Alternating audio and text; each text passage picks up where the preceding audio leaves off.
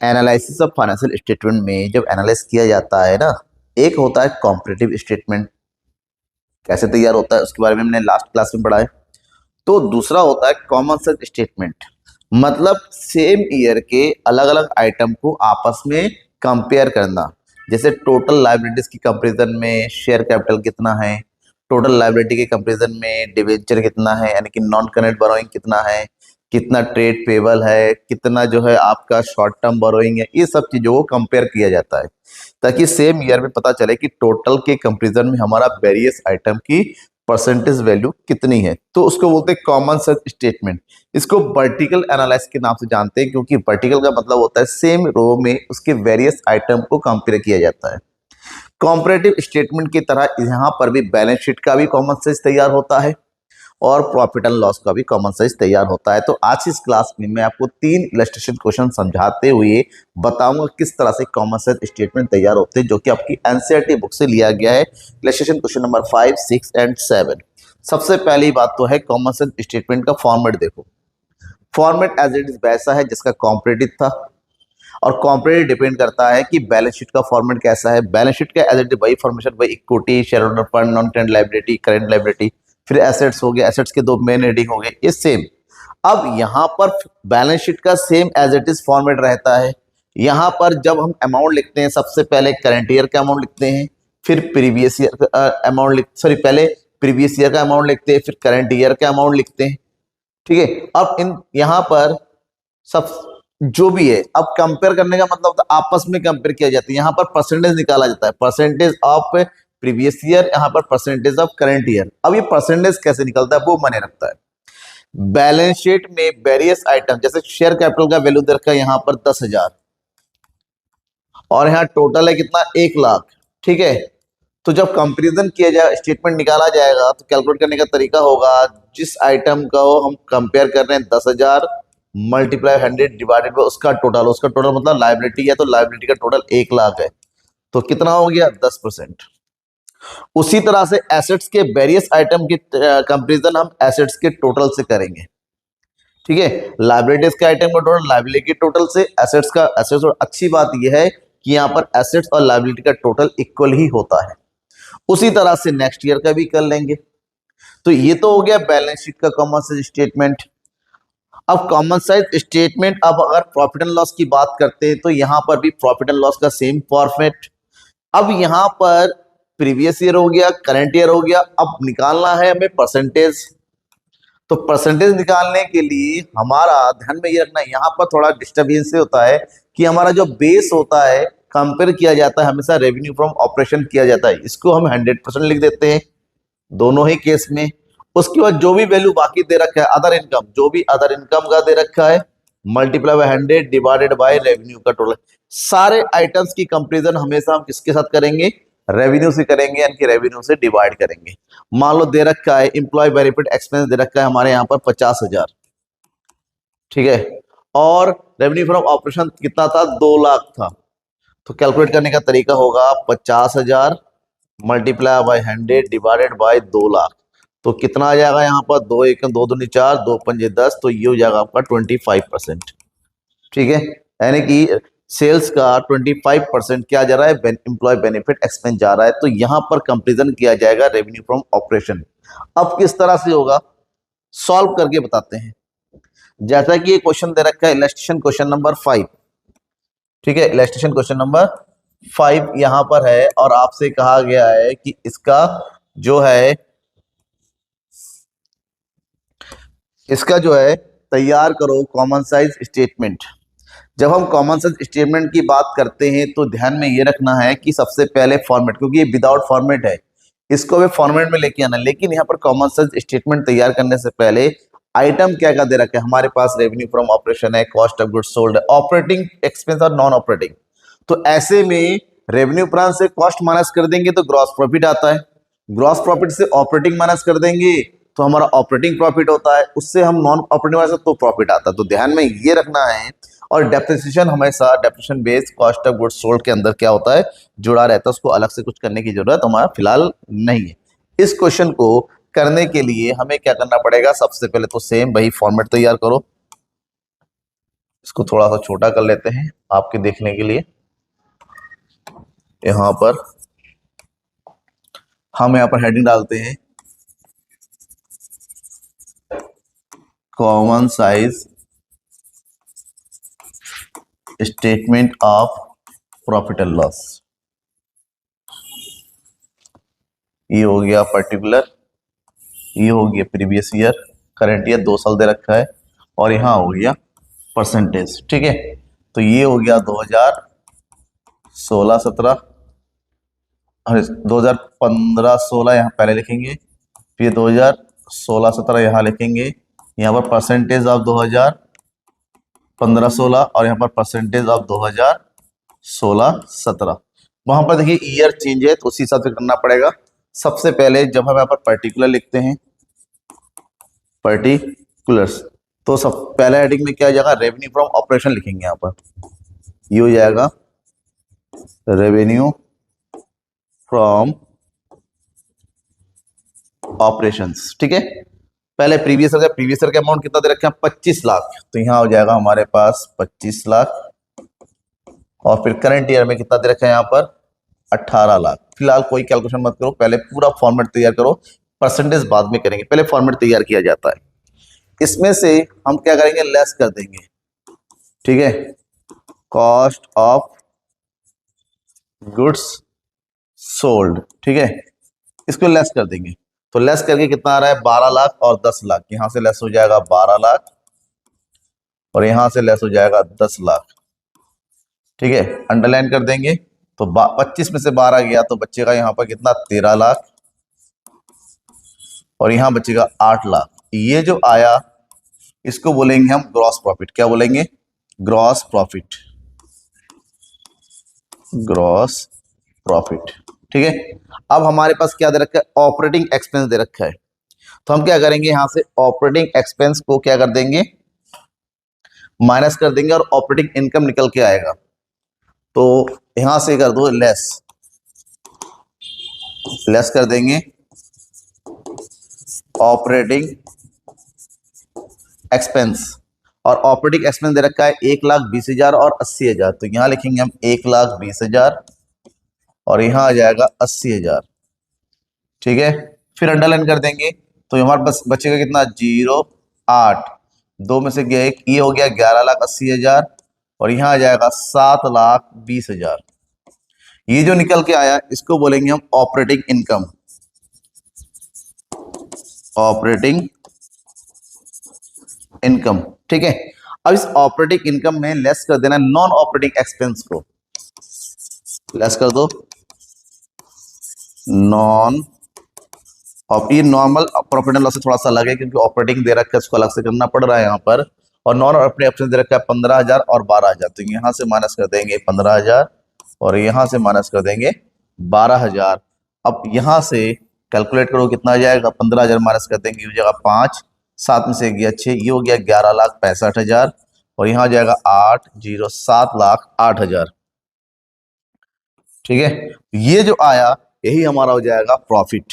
क्या हो जाएगा, प्रॉफिट बिफोर टैक्स, और कुछ नहीं दे रखा है तो इतना कंप्लीट। अब हम क्या करेंगे, इसी को परसेंटेज में कन्वर्ट करेंगे। सबसे पहले यहां से स्टार्ट करते हैं, तो हमारा कंपैरिजन किसके साथ होगा, रेवेन्यू फ्रॉम ऑपरेशन से होगा।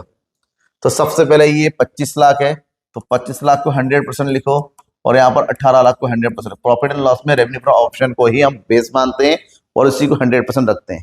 फिर कंपेयर करेंगे 12 लाख का 25 लाख से। कैलकुलेट करने का तरीका होता है ये 12 lakh multiply by 100 divided by 25 lakh. ठीक है, 12 lakh multiply by 100 divided by 25 lakh. Calculate करेंगे तो 2 जीरो से 2 जीरो यहाँ कट गया, 1 2 3 1 2 3। अब 25 से डिवाइड करेंगे, ये हो गया 25,400 और 25,8,200, तो कितना हो गया 48। तो यहाँ लिखेंगे 48%। उसी तरह इसी का भी कर सकते हैं, लेकिन पहले एक ही रखा कर लेते हैं, पहले इसको कंप्लीट कर लेते हैं। फिर 25 लाख से 1,30,000 को डिवाइड करेंगे, 25 से 31 को डिवाइड करेंगे तो हमारे पास कितना आ जाएगा 52, 52%। ठीक है, उसी तरह 25 से 120 को डिवाइड करेंगे तो ये आ जाएगा हमारे पास कितना 1.2, तो ये हो जाएगा 4.8। ठीक है, फिर 25 से 1180 को डिवाइड करेंगे, 25 से अगर 1180 को डिवाइड करेंगे तो यहाँ पर निकल के आएगा 47.20। फिर 25 से 15 को डिवाइड करेंगे, 25 पंजे 125, 150 यानी कि 0.6%। और फिर 25 से 1165 को डिवाइड कर देंगे तो यहाँ निकल के आ जाएगा हमारा 46.6%। ठीक है, सेम टू सेम हम उसका भी निकालेंगे। ये हो गया 10 लाख, कितना हो गया 10 lakh multiply by 100 divided by किसका बेस क्या है 18 लाख, बेस है 18। कैलकुलेट करेंगे तो 2 जीरो से 2 जीरो कट गया, 1 2 3 1 2 3, 18 से डिवाइड करेंगे। अब 18 से डिवाइड तो पूरा पूरा होगा नहीं, क्योंकि 18 एक 18 हो गया, बचा 10, 100 हो गया, 18 पंजे 90, 15। ठीक है, उसी तरह 10 हो गया, इसी तरह चलता रहेगा। 18 पंजे तो 15.56 अप्रोक्स में आ जाए 15.56%। फिर 18 से 8 लाख को डिवाइड करेंगे तो क्या हो जाएगा, ये हो जाएगा 8 multiply by 100 divided by 18। Divide करो भाई इसको, कितना हो गया 2 4 8, 2 9 18। अब ये हो गया 400 बटे 9, 9 चौको 36, बचेगा 4, 9 4 36, 9 4 36, तो कितना हो जाएगा, ये हो जाएगा हमारे पास 4.444, 44.44। ठीक है, आता चला जाएगा ये। फिर हो गया 80,000, 80,000 निकालेंगे तो ये जगह 4.44 सेम उसी का आ जाएगा। फिर 18 से 18 चुको 72, ये हो जाएगा 40%। 18 से फिर 120 को डिवाइड करेंगे तो ये हो जाएगा तुम्हारे पास कितना, ये हो जाएगा लगभग 0.67%। फिर 18 से 7 लाख को डिवाइड करेंगे तो यहाँ पर आ जाएगा 39.33%। बस डिवाइड करने का खेल है और कुछ नहीं करना है, यहाँ पर आपस में फॉर्मेट बना के आपस में डिवाइड करते चलो। ठीक है, स्क्रीनशॉट ले लीजिएगा जल्दी से। अब हम आते हैं नेक्स्ट इलस्ट्रेशन क्वेश्चन पे। यहाँ पर देखिए नेक्स्ट इलस्ट्रेशन, अब यहाँ पर सिंपल जैसा फॉर्मेट बनता है हम वैसा ही फॉर्मेट बनाते हुए चलेंगे, यहाँ पर कोई प्रॉब्लम नहीं होगी। तो हमें तैयार करना है statement, common sense statement, common sense statement of profit and loss. ठीक है, पर्टिकुलर 2 ईयर और उसका परसेंटेज। यहाँ पर हो जाएगा 2015-16, 2016-17, परसेंटेज ऑफ 2015-16, और यहाँ पर जो परसेंटेज ऑफ 2016-17। ठीक है, यहाँ पर डेट का कोई मेंशन जैसा है वैसा ही चलेगा। सबसे पहले नंबर 1 पे क्या लिखेंगे, revenue from operation, revenue from operation कितना दे रखा है बेटा, ये हो गया 25 लाख, और यहां दे रखा है 20 लाख। पहले फॉर्मेट पूरा तैयार कर लेते हैं, क्योंकि यहाँ पर ऑपरेटिंग वगैरह कुछ नहीं है, नॉर्मल चीजें हैं। फिर इसके तुरंत बाद दूसरे नंबर पे क्या आता है, अदर इनकम। तो यहां लिखेंगे हम अदर इनकम। अदर इनकम है 3,25,000, और यहां पर हो जाएगा 2,50,000। ऐड कर देंगे तो ऐड करके आ जाएगा हमारे पास थर्ड पॉइंट, टोटल इनकम। इसका मतलब टोटल इनकम बोलेंगे, टोटल रेवेन्यू भी बोल सकते हैं हम इसको। तो यहाँ हो जाएगा 25 और 3 28,25,000, यहाँ हो जाएगा 22,50,000। ठीक है, डन हो गया। इसके बाद हम फोर्थ पॉइंट में लिखेंगे एक्सपेंसेस। क्या हो जाएगा यहाँ पर, एक्सपेंसेस। और एक्सपेंस के नाम पे हमारे पास 2 एक्सपेंस दे रखा है, एम्प्लॉय बेनिफिट एक्सपेंस और अदर एक्सपेंस। तो दोनों को लिख देंगे। सबसे पहले आ जाएगा एम्प्लॉयड बेनिफिट एक्सपेंसेस, और एम्प्लॉय बेनिफिट एक्सपेंस में हमारे पास दे रखा है 8,25,000, और यहाँ हो जाएगा 4,50,000। उसके नीचे जस्ट नीचे आएगा अदर एक्सपेंसेस,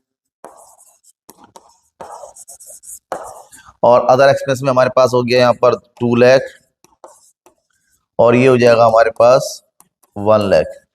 ठीक है, दोनों को टोटल कर लेंगे। टोटल करने से आ जाएगा यहाँ पर टोटल एक्सपेंसेस, और टोटल एक्सपेंस हो गया 10,25,000, और यहाँ पर आ जाएगा 5,50,000। ठीक है, टोटल हो गया। जैसे ही टोटल हो जाता है आगे बढ़ेंगे, हमें निकालना है फिफ्थ पॉइंट, और फिफ्थ पॉइंट हो जाता है profit before tax. Profit before tax, ये निकल के आता है। हम क्या करते हैं, थर्ड वाले में से फोर्थ वाले को माइनस कर देते हैं, यानी कि थर्ड ये है, फोर्थ वाला ये है। 28,25,000 में से 10,25,000 को माइनस कर दो तो यहां बचेगा हमारे पास 18 लाख। ठीक है, और यहां 22,50,000 में 5,70,000, तो यहां बचेगा हमारे पास 17 लाख।